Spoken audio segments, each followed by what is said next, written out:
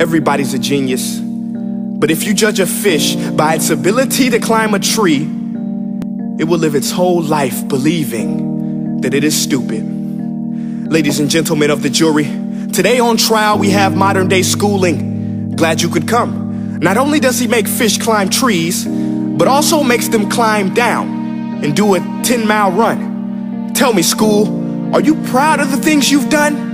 Turning millions of people into robots, do you find that fun? Do you realize how many kids relate to that fish? Swimming upstream in class, never finding their gifts, thinking they are stupid, believing they are useless? Well, the time has come, no more excuses. I call school to the stand and accuse him of killing creativity, individuality, and being intellectually abusive.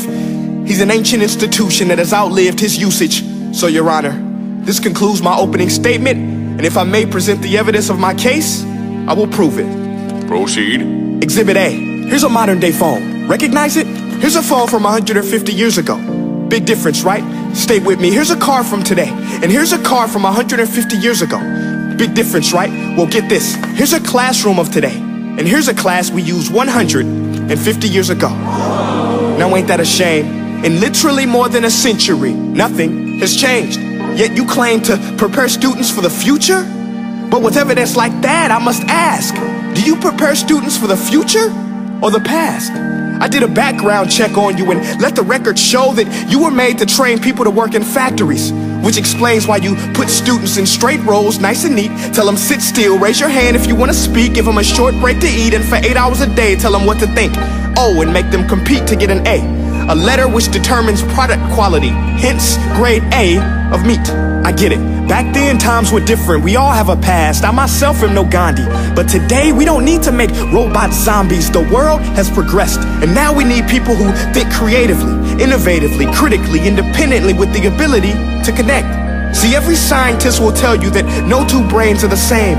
And every parent with 2 or more children will confirm that claim.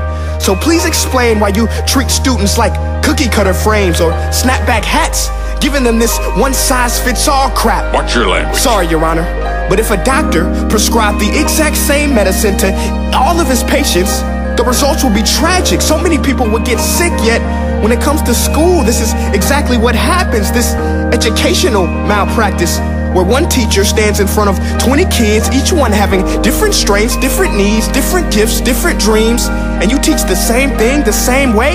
That's horrific. Ladies and gentlemen, the defendant should not be acquitted. This may be one of the worst criminal offenses ever to be committed. And let's mention the way you treat your employees. Objection. Overruled. I want to hear this. It's a shame. I mean, teachers have the most important job on the planet, yet they're underpaid? No wonder so many students are short-changed. Let's be honest, teachers should earn just as much as doctors, because a doctor can do heart surgery and save the life of a kid, but a great teacher can reach the heart of that kid and allow him to truly live. See, teachers are heroes that often get blamed, but they're not the problem.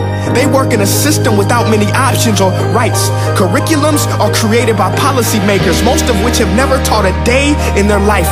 Just obsessed with standardized tests. They think bubbling in a multiple choice question will determine success. That's outlandish. In fact, these tests are too crude to be used and should be abandoned, but don't take my word for it. Take Frederick J. Kelly, the man who invented standardized testing, who said, and I quote, "These tests are too crude to be used and should be abandoned." Ladies and gentlemen of the jury, if we continue down this road, the results will be lethal. I don't have much faith in school, but I do have faith in people. And if we can customize healthcare, cars, and Facebook pages, then it is our duty to do the same for education, to upgrade it, change it, do away with school spirit, because that's useless. Unless we're working to bring the spirit out of each and every student, that should be our task.